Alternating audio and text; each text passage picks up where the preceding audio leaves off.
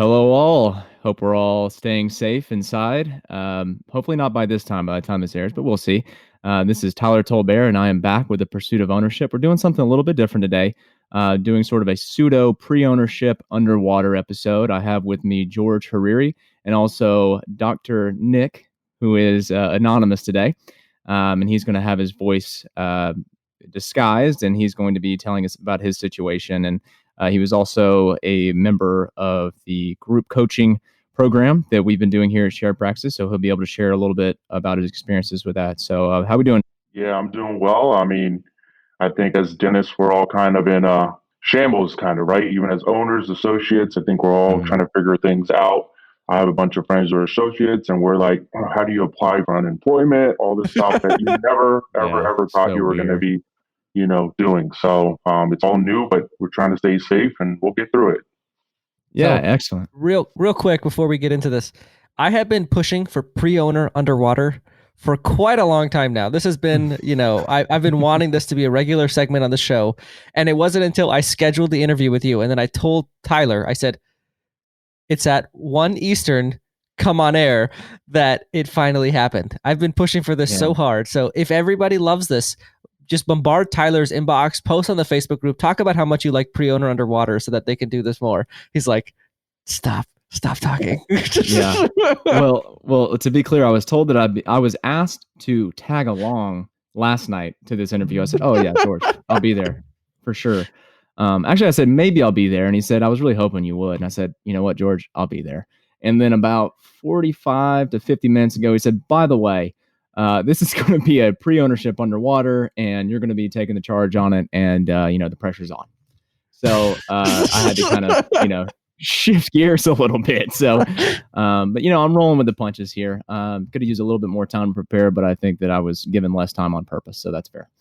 So, Nick, I want to ask you. You were kind of talking about it, and you talked about associates right now. So, a lot of your buddies are associates during COVID. So, what is what is happening? Are you guys all laid off? And how does that did that change your perspective on ownership?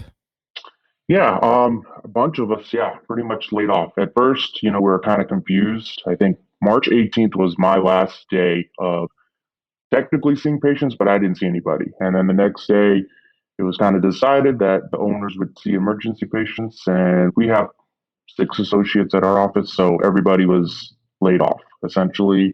And I started texting friends. They were also, in different situations. One was at a fee-for-service office with one other doctor. Everybody got laid off essentially. So we were just kind of working through, and stimulus act, all that stuff. We're all reading, trying to figure out where we can get some help. But we've all kind of got to a point where there probably isn't too much help as an associate, other than unemployment. And that's, it's still confusing, but that's kind of where we're at. On ownership side, I don't know, because I don't know how things are affected payroll wise and how the loans work, grants work, but I'm sure there's some help in the stimulus pack with that. So they fired 6 associates?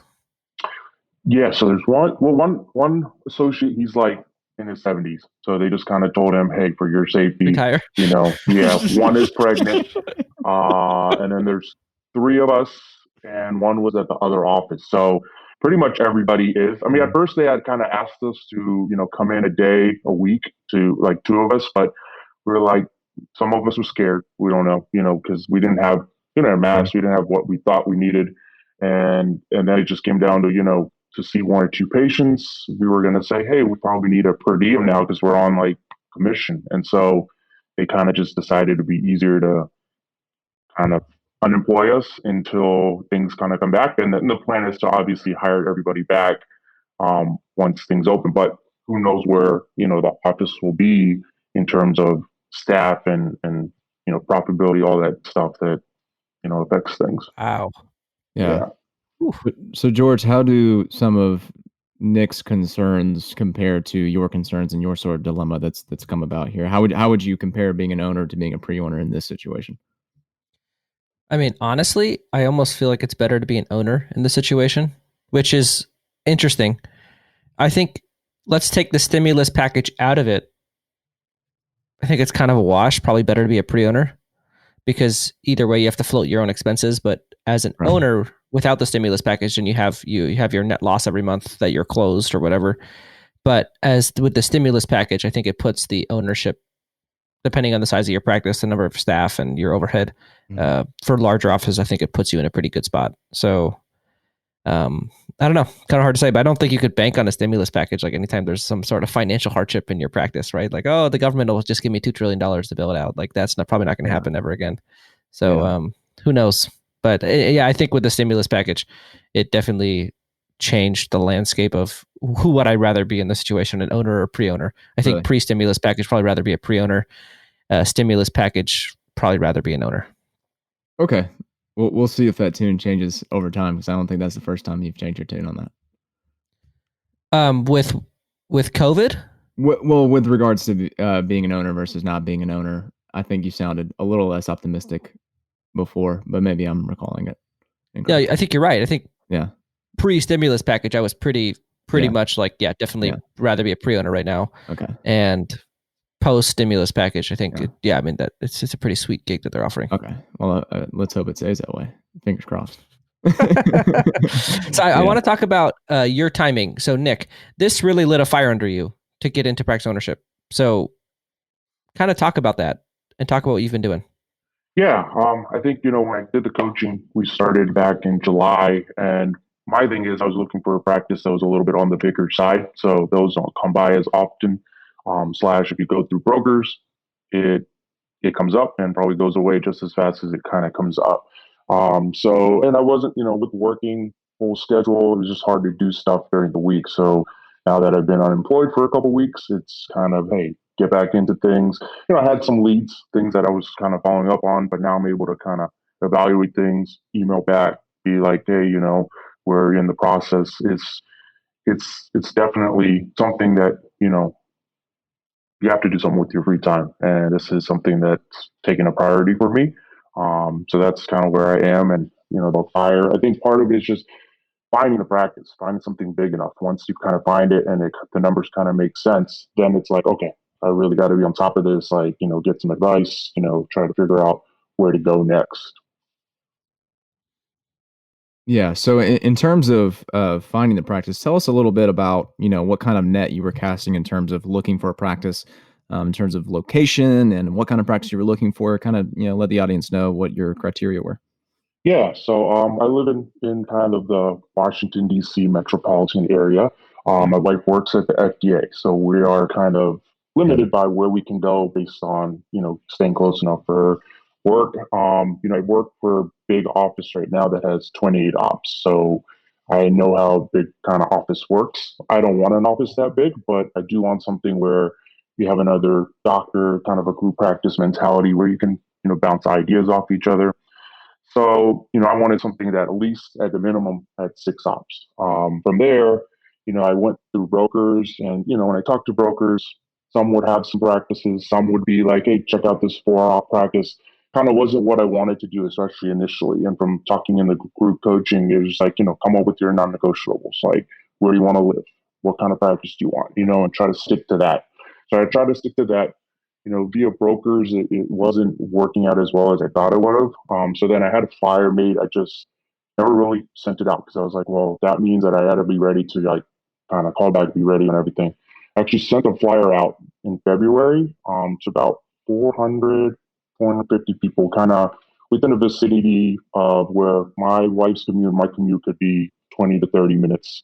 And it's Hmm. close enough to home, close to where my parents live. So, that was a vicinity. Sent about 400, 450, and probably got about 20, 25 responses. Some people Well, weren't ready. They were just kind of like, oh, what's your plan? They're like, oh, my plan is, in 3 to 5 years, I want to sell the practice.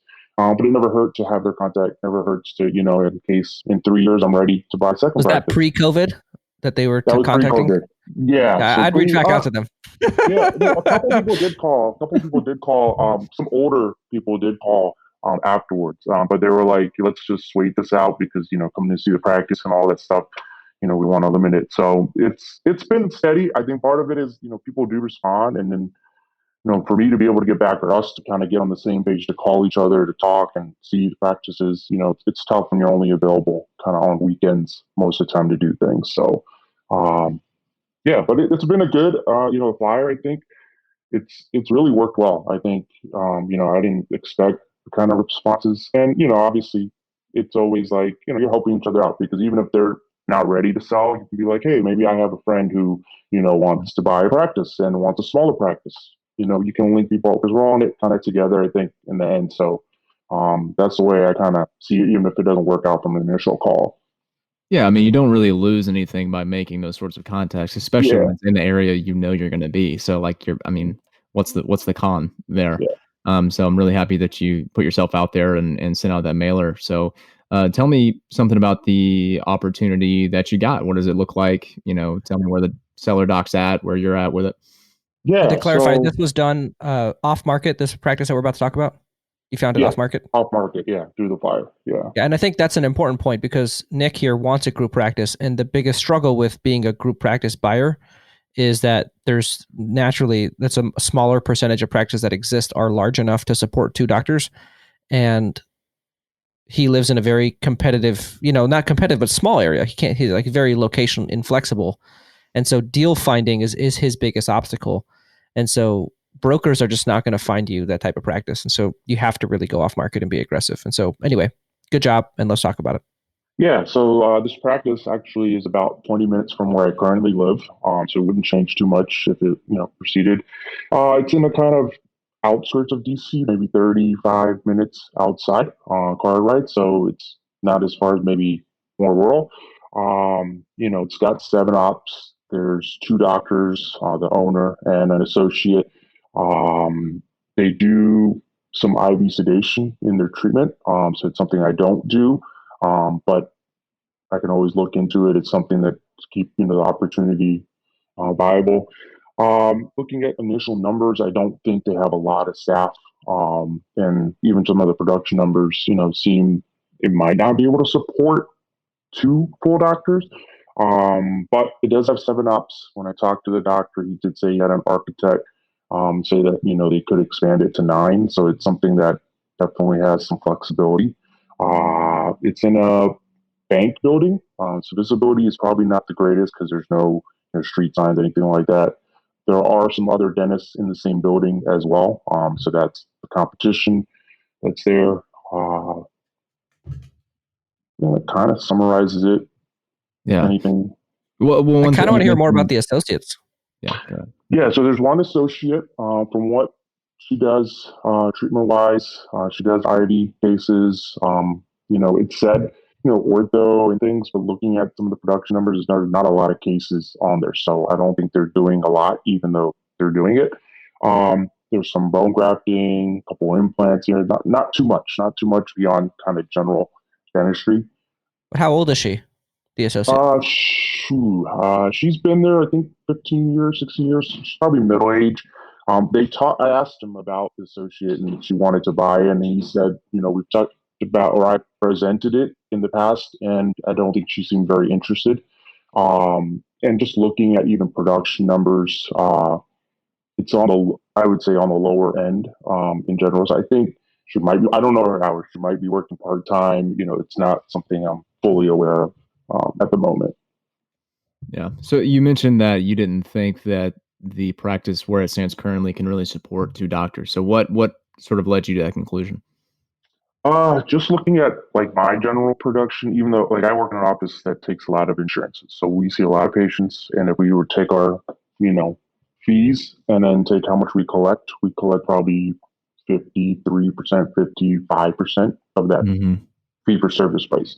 Um, so what I kind of produce after those adjustments is, I mean, I guess it could support 2, but they're a little like I would want it to be a little more. So I think it definitely needs to grow to support it, Yeah. probably at like 1.5, maybe 1 and Yeah. 3/4, thing. And I think just growing the practice internally, externally probably would, great for it. But I don't know what hours they work, Mm-hmm. like the hygiene recall, their active patients, it's like 1,700 recalls was about, 800. From that spreadsheet, it supported about 40 hours of hygiene, which, Yeah. Two doctors, one hygienist doesn't equate to me when I kind of look at it from those numbers. Yeah, I mean, I think looking at it, I mean, I agree with your assessment. I mean, it looks like it has the bones of the practice that you're looking for, that being a group practice. I think you said you were looking for two or more docs. Is that what you said? Yeah, at least two. I Yeah. mean, that would be ideal. Yeah.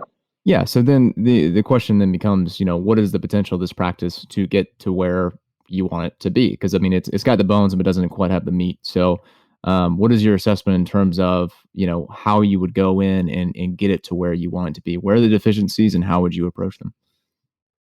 I mean, just kind of reviewing things. That's where, I don't know exactly where things can be improved. I think, numbers wise, some Okay. of it's skewed because there's at least 40 IV cases in the year. So that gives them a decent amount of production from that. But it doesn't correlate to like Sure.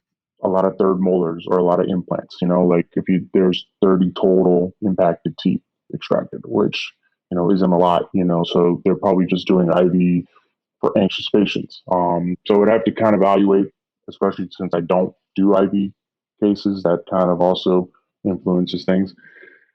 I wouldn't know really where to kind of change. I just know Okay. that you could probably increase the number of patients, I think, hopefully. So what are we looking at in terms of new patient flow? I mean, I know you mentioned that the office doesn't have wonderful visibility. So what is the current influx of new patients coming into the practice, Yeah, assuming that we would need more active patients to grow it? yeah. So they coded it at a 96 from I guess the code is D, whichever code that is. Let me see. Yeah, the comprehensive. So the The D150? D0150, yeah, it's Yeah. 996. So eight Okay. a month. Okay. Yeah. Which I mean, for what you're trying to do is comparatively pretty low, Yeah. right? Hmm. Because generally we're talking about 25 new patients per month, per doctor. And if you're talking about two doctors in the office, I mean there's a deficiency there. So what I would immediately want to look to is knowing that we don't have wonderful visibility. How is the marketing doing in terms of attracting patients? And currently, not a whole lot of new patients are coming in. So I would be concerned if there were very aggressive marketing going on. So did you look at the marketing that was happening currently and kind of see what their efforts were so far? Other than just looking at how much they spent, according to the P&L, they spent around $3,000 on marketing. So Which is I wouldn't say that's a lot. Yeah. yeah, So it's an older doctor. I think the vibe is, we get yeah. referrals from people that know us and from there. So I don't think there is much marketing, for it. You said there's one hygienist? I did not confirm it, and when I was looking through evaluation, it didn't state its entire staff, but I think there might be one from just looking at the salaries. Um, Possibly could be a second part-time hygienist. You want to comment on that, George? I think you have some Yeah, thoughts. so Tyler and I, the first thing we identified with this practice when we looked at it was, so we had a little 15-minute meeting that you were not aware of before you came on, where we kind of talked about it. And yeah, there's not enough patients here. Okay. That's your biggest problem. Yeah. And when we looked at it, we have this stat that we've sort of invented called effective patients. So it's like active patients, but it's a number that we can rely on versus, like it says here, there's 1,700 active patients. But really, I think if we were to plug them into practice by numbers and look at it our way, there'd be more like 1,300 active patients. So you have the structure of a group practice physically. You have the number of doctors of a group practice, but you have the number of patients of a 1 to 2 hygienist solo practice that's kind of Yeah. booming. And the fact that they have one, if they have one hygienist, first of all, like the 2 dentist to 1 hygienist ratio would make me want to pull my hair out as a Mm-hmm. human. And then the fact that they only get 8 new patients a month, I would wonder how much that has to do with their lack of hygiene openings. Because if they're operating with 1 hygienist or maybe 1.5, they don't have enough hygienists to service their patients. So I think you could look at it 2 ways, right? It's not encouraging that there's 8 new patients a month. I'd much rather there be 50 at this practice. But the fact that there's only 1 hygienist would make me think that there is most likely a whole lot of openings that are available. There's a whole lot of space to grow. Yeah. Yeah. And, I think in some situations, if someone is more flexible and open to other opportunities and they're casting a very wide net, they're more willing to, move locations for another practice. They might say, okay, well, maybe this just isn't the one. This has the bones, but I'm looking for something that's a little bit more ready and a little bit closer to what I have ideally. But I think that, with the range that you're looking at, being in a competitive area and having a pretty tight actual radius of where you're looking, this might be, having the bones of what you want might actually still be a good opportunity, but you need to know, what it's missing and be able to approach that, going into it and just knowing where you're going to have to, make do. Right. Yeah. Yeah. So currently where we're seeing that is, there's not enough patients to support the practice that you want. And there's very possibly not enough hygiene openings as well. So there's a deficiency in the hygiene department as well. Right. Yeah, is what I would assess. Yeah, and also in terms of reproducibility, I know that you were pretty much saying that the only thing that you felt like you wouldn't be able to reproduce right off the bat was the IV sedation. Did you say how many cases you thought that they were doing per Yeah, I year? think it's about 40 per year from looking at the production summaries. Okay. Yeah. Yeah. Um, George, I mean, I actually don't really have a great intuition for how many cases that is a year or what kind of production that really is and what you'd be needing to supplement. But I do feel like that's probably somewhere you would want to address clinically in terms of, getting yourself up Yeah. to speed. Yeah. I wouldn't. So 40 cases a year, that's like one a week. Yeah. And this is Yeah. a kind of a small office. So I think Yeah. it's a bigger part of what they do than, I mean, I don't know how you're able to talk that many patients into IV with such a small patient base. I don't even know what they're doing on IV, but I think this kind of Yeah. addresses the bigger question of, right? So let's just look at this practice from like a bird's eye view. You are already in a very slim area. hmm This practice doesn't have any red flags. It just doesn't have enough patients. So you make the decision, do I want to buy something that has the bones and I can grow into what I'm looking for and I'm okay with its current size? Like, you're going to miss at some point. Like, I think in the group coaching thing, I always said, like, this is like a game of golf. You got to pick what miss you want. And for you, given your situation and how unflexible you are, this is kind of not a bad miss. Yeah. You're walking into this practice that has everything it needs. It's a productive solo that can grow into a group, and the question is, so here's where I'm going with this. The question is, do I retain the 15-year stable associate who knows how to do IV sedation, or do I let go of both doctors and replace the production entirely, making the process of growing to a group practice maybe a little bit more difficult down the road because now I got to find another doctor, versus this lady's been here 15 years. If you treat her well, she's probably going to be here for another 10. Yeah. So you have a stable associate who can do IV sedation. I would personally lean towards taking a backseat on the productivity initially and trying to grow the practice and keeping that stable associate in place. But I'd be curious to see how you would want to handle that situation. So that's why I'm asking, because you either got to learn IV or you got to keep her. I would say one of those two. I think that's the way I was thinking about it too, is just, come in and, let the practice function the way it is. Let her continue to do the IV cases. If I venture, because even taking the courses is going to take some time, to do all that. But that would be it, and I would obviously take a hit on my production side, just because of patients and things like that. But I mean, that's something, like you said, I'm limited on where I can be / what I'm looking for. So it might be the hit I need to take and then try to grow the practice to become, enough to support 2 dentists and then potentially 3 if that's the way it can go. And I want to make a point to our audience that notice how little we're talking about the minutia and evaluation. I want that to be noted because I think a lot of people think it's so valuation oriented when really it's all selection, right? This has the correct number of operatories. Valuation wise, facility costs, fixed costs are not absurdly high. Staff costs are in place. There's no crazy costs going on. It's just normal. And the purchase price is something like $830 for a practice doing about $1 million. Seems reasonable enough. It all makes sense. That's like, we're not harping on the numbers because the numbers don't matter as much as people think they do. Yeah. And, there's no red flags. We kind of went through all the checklists. They're not overly aggressive. They have the number of patients that would make sense for their production. So at this point, it's just a decision, and where do you stand, Nick, on kind of looking at this and deciding, where are you at decision wise? Are you deciding on this practice, or kind of where are you at? Yeah, I think just hearing back from you guys, I've kind of done it on my own and thinking, I was like, yeah, there's obviously, like you said, there weren't any red flags that jumped out to me, but I'm not an expert, in the sense of just reviewing it and being able to say that. And then it's just like, well, okay, where do I lie? Like, is this a practice where, okay, if I go in, do we keep it the same, try to grow it? Because obviously I knew the number of patients is a little bit on the lower end for two dentists.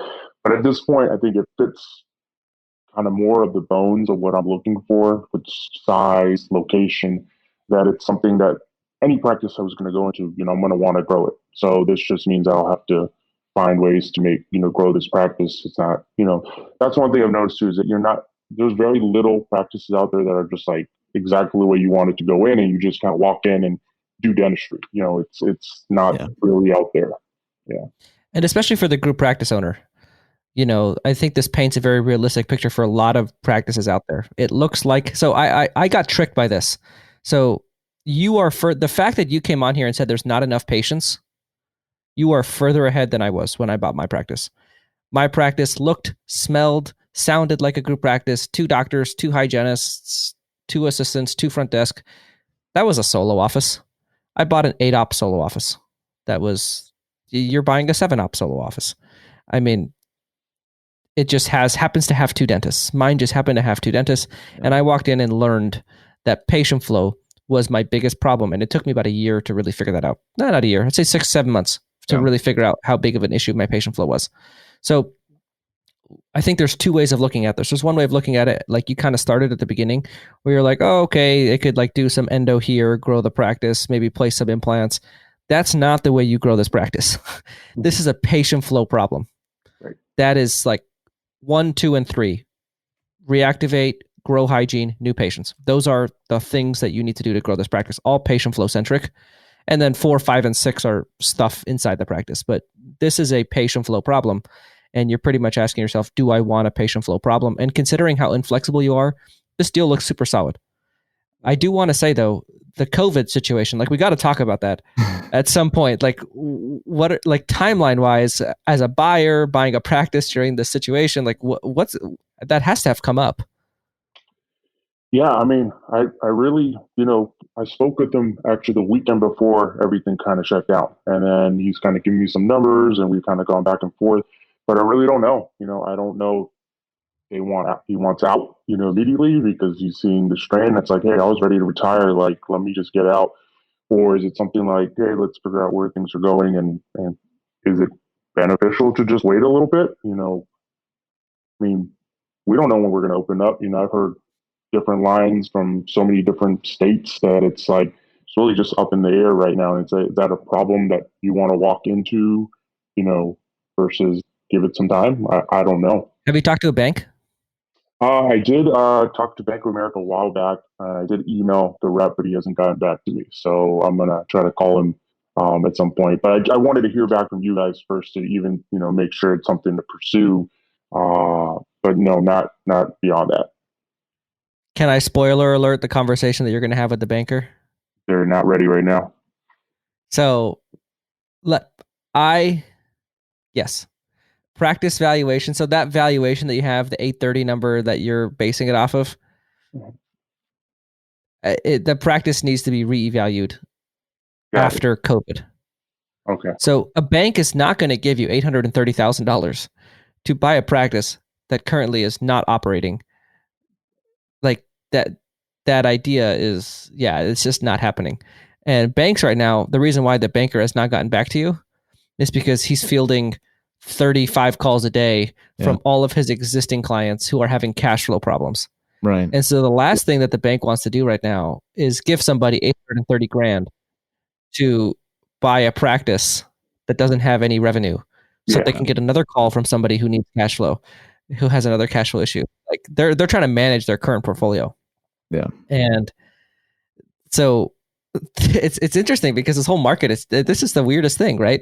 You don't have a job, which is why you're looking, but realistically, the bank is going to want to see some stability from that practice post COVID before they loan on it. And there's a pre-COVID valuation and there's a post-COVID valuation, and they are going to loan on the post-COVID numbers. Yeah. Right. Now, why am I telling you this? Because your seller needs to know that. Yeah. They need to know how that works because their valuation will go down. Mhm. Yeah. So then they Right? got to be ready. Yeah. And they got to be ready Yeah. with that new number if they're. Yeah. Whatever that, and sound like, look, I can't tell you what that new number is. Just Yeah. tell the guy, my goal is to pay you as much as I possibly can up to 830, right? You don't go past 830, but up to that number, 830 seems reasonable. Fine. Who cares? 10 years from now, you're not going to care what you paid for this practice. You care that you have a practice. And so, but the thing is, you have the opportunity. I view this as a huge opportunity because you get to go and pay a discount for a practice and then you get to ramp it up.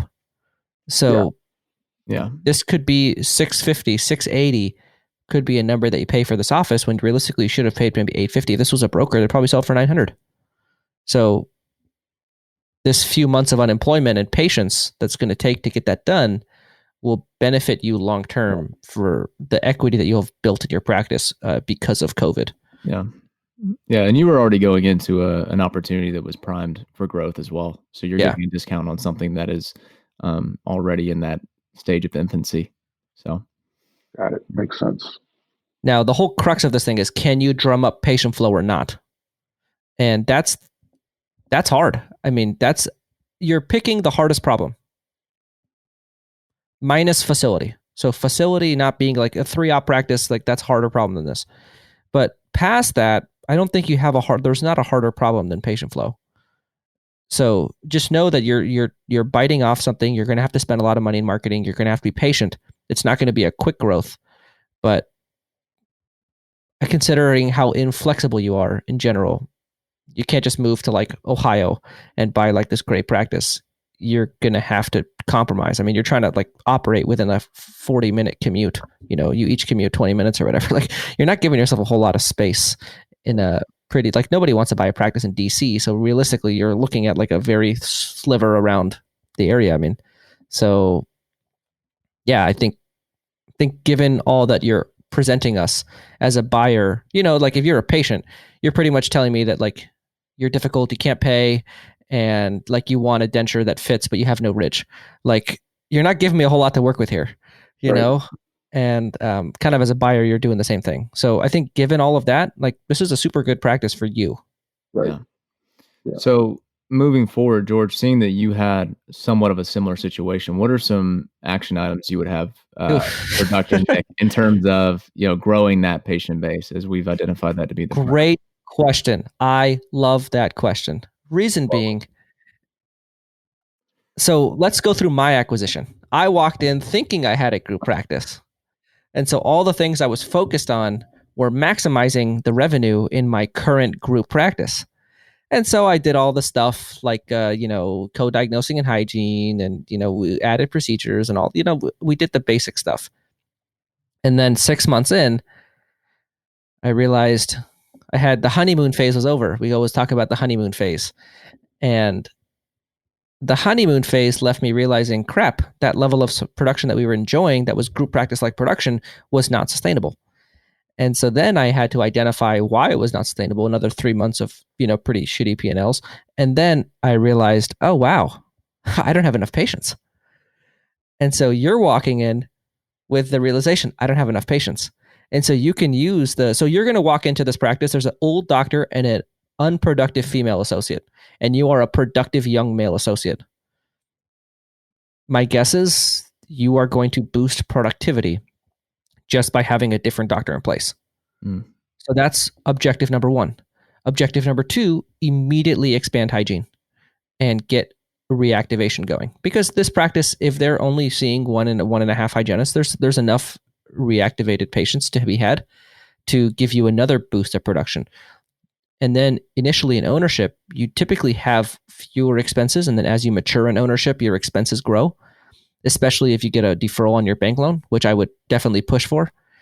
being that I want to aggressively start building up my marketing profile moving forward so that I can 6 months from now when that honeymoon, 6, 7, 8 months from now when the honeymoon starts to fade and I have my expanded hygiene and I can start having a solid new patient flow.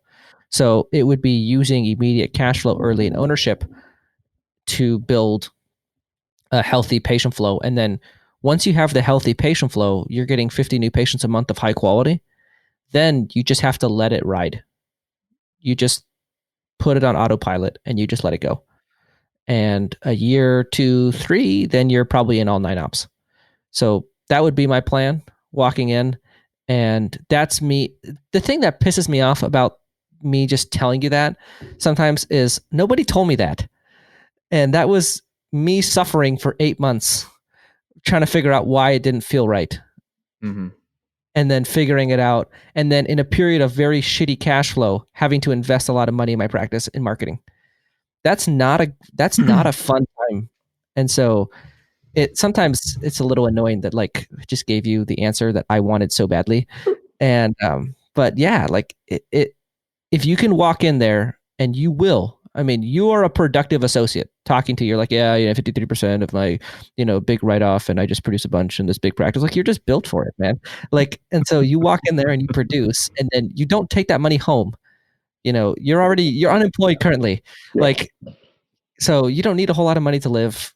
Invest back in your practice and get that. Once you get 50 new patients a month sustainably without any Groupon BS or any like low quality new patients, like 50 solid new patients a month, then, only then, would I feel like your practice is built to sustainably grow into a group. But until you get that new patient flow where it needs to be, you got to feel like you're hustling.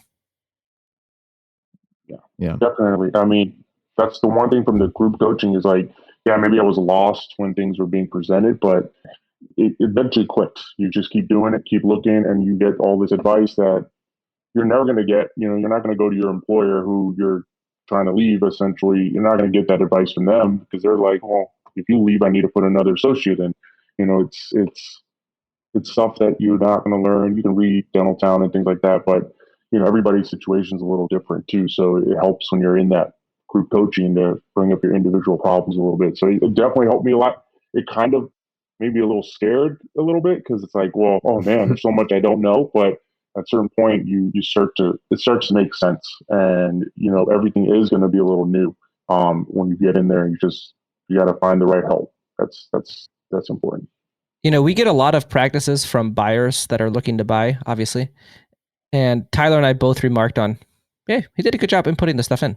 You want to talk on that, Tyler? Yeah, I mean, I was a little bit hurt earlier just because, I mean, you were absolutely right that we were kind of taking a bird's eye view and looking at the really important factors, not getting to minutia. But I kind of felt for Dr. Nick here because this is a beautiful spreadsheet.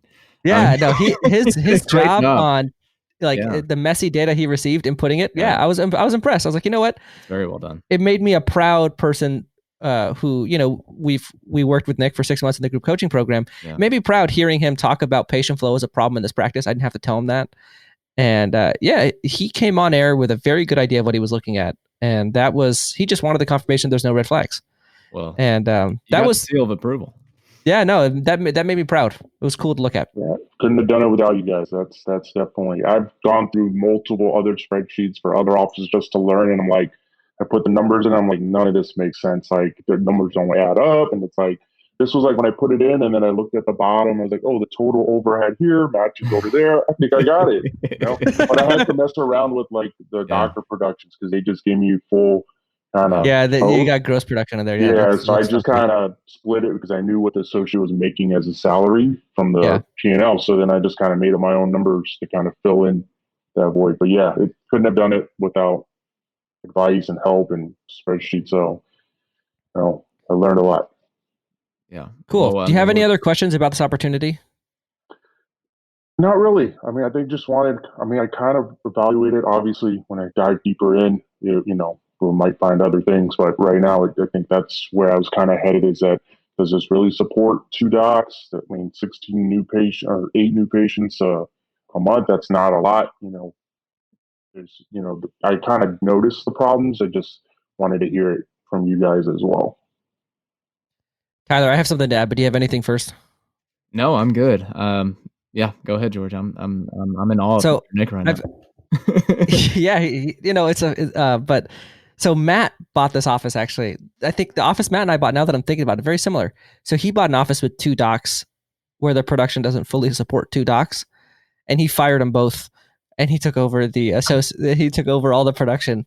And so there is a play here. Like if I'm a productive solo, this office, and that's where I think it's cool because this office appeals to both visions. This could be a more closer to the finish line productive solo where I just fire the two docs, I take over all the production, I go to a second hygienist, and I stay there. And then you make a lot of money and you're happy. And you have 7 ops and you'll never not like the extra space. I mean, from what I was looking at, your facility costs are in place. So I think that's something that people think about a lot. They're like, well, what if, what if I have too many ops and I end up practicing by myself? It's like, I don't think anybody has ever complained about too many operatories. I don't think that's ever been a complaint. Your facility costs are fine. That's kind of actually the more straightforward play with the practice. The more straightforward play is firing both docs and taking over all the production, getting a second hygienist, 2 front desk, 2 assistants, make money doing 1.4 million. That's a very straightforward play. You're picking the harder path. Yeah. Well, that's why when I first looked at it, even like the staff cost, it included the associate salary in there. And I'm like, well, if it doesn't support the associate anyways, you get that salary out of there and you just, come in on your own and make that, is something I thought about as well. So. Yeah, no, this is an easy less than 50% overhead practice if you choose to practice as a solo. And so that's where I feel like there are really 2 paths. There's the path where you make money for a few years as a solo and then you grow to a group and you grow your patient base, or there's a more aggressive, less earning income path where you have this associate and you grow hygiene and grow the practice. I personally, but like, again, me and Matt are very different. Matt would make money for a few years, then get associate. I would take the group practice, sacrifice early ownership income, and try to grow a little bit more aggressively. And there's not a wrong answer. And I think that's the cool thing about this. It's has a lot less to do with the minutia of valuation and a lot more to do with your strategy, your vision, how this practice fits in, and the selection process and deal finding. Those are all the things that make this work, where you can grow endo and oral surgery production. Like that isn't nearly as important in my mind. Right. Yeah. Yeah, no, I do think that's a really good point, George, because Dr. Nick here has found a practice that was kind of straddling our 2 models, and ultimately there's not a right answer of, how you want to approach it. It's just, who are you and who do you want to be? And it's good that, Dr. Nick had the experiences that he did in the larger practice setting, knowing that he sort of didn't necessarily want to recreate that to the same extent, but he knew what dynamics that he liked and he knows what he needs to do to get this to where it wants to be. And Nick, if I remember correctly, you also have practiced alone, correct? In a previous associateship? So previous associateship, one office they essentially had us 3, but the husband and wife alternated, so I was the only one there. But they didn't have enough flow. I was there like a month and a half, and then I realized there weren't enough patients. And then there was another office I was replacing the wife who had a child, and then I went into this practice, and it's been big, but it's almost like a little mini private practices. Like I have my 2 assistants, I have a front desk person. Like I set the schedule up the way I want it to. You can go as fast or slow if you want to do procedures. It's been like that, but it's like separate. Everything's different too. So never been on my own, but kind of first I was scared. I was like, can I do this on my own? But then I think about all the days I go through work where I don't really see some of the other doctors ever. It's like you're already doing it. So do you feel like you have a good idea? I guess what I'm trying to get at is for a lot of people out there, like, I don't know what model fits me better, the group practice model or the solo practice model, where when I say group practice, I mean practicing with multiple doctors under the same building. And, what model, like what advice would you give a buyer who's unsure of which one appeals to them most? Yeah. I think, right now, the main thing I've always kept is adaptability, because I knew I was restricted on, where I can go and what I'm looking for. So it's like, hey, if I have to work on my own, I'll figure it out. If I have to, if I can work with other doctors, I'll figure it out. I'd like it to be with other doctors just so, there's a camaraderie. You guys are kind of, if you have a problem that you've never faced, maybe the other doctor has.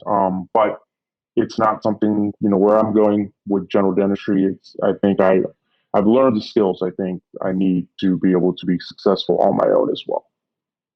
Yeah. So what other things about group did appeal to you? Obviously having that coverage, in case you want to take some CE, you don't have to close the office there. You guys can alternate things like that. Things that my plan is that if I'm not there, can the office still be functioning? And if you're the only producer, let's say if you were to get injured, sick, or something like that, there's a lot of things that could get in the way where if you have other doctors there, it may not be as efficient, but you can still kind of keep it moving.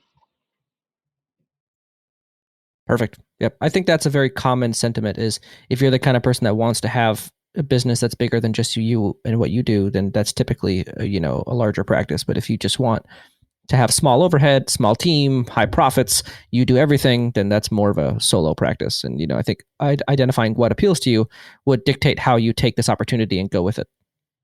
Yeah. Yeah. Yeah. And I think it's really good that you had that kind of set in mind before you even really sent out the flyers. I mean, you knew what you were looking for. And, when the opportunity arises, you kind of know how to approach it because that's the springboard that all of this launches us off of. So it's good that you had an idea of that. And I think it's valuable that you had the experiences that you did because sometimes when, someone in my situation that has less experience out in the real world working in different environments, it's kind of hard because it's more of a self-discovery, introspective process. And you're like, oh, maybe I'm a solo, maybe I'm a group. Some of those things kind of sound like me in different circumstances. So it's a little bit harder to really know exactly what you're looking for. So I think it's good that you've had tangible experiences to work off of. Yeah. Yeah.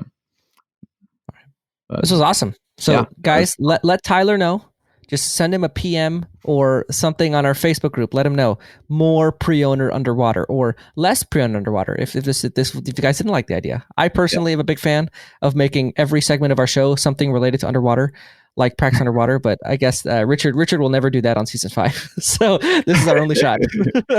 Yeah. I think this was a lot of fun, and I look forward to doing some more interviews of the same nature. I was kind of excited. I was hoping that we'd have someone less prepared than Dr. Nick, and that way we'd be able to just kind of flame them and be like, "You know what you're talking about? You need to do some coaching." But this was kind of a softball, to be honest. But I'm really glad, and I'm excited for Dr. Nick, and I want to kind of follow up and see how this process goes. It's going to be interesting to see how the situation changes with the whole post COVID thing, and how you can really play that moving target. So it's going to be interesting just to follow up with this one and also do some other cases as well. Yeah. So with that, I mean, I really appreciate everybody listening to this episode. Hopefully it was entertaining and have some value to you. And I hope that, I get some messages about how wonderful of a job I did and that I wasn't totally upstaged by George. Until next time, we'll see you again on the Pursuit of Ownership Underwater podcast working title. Thanks so much.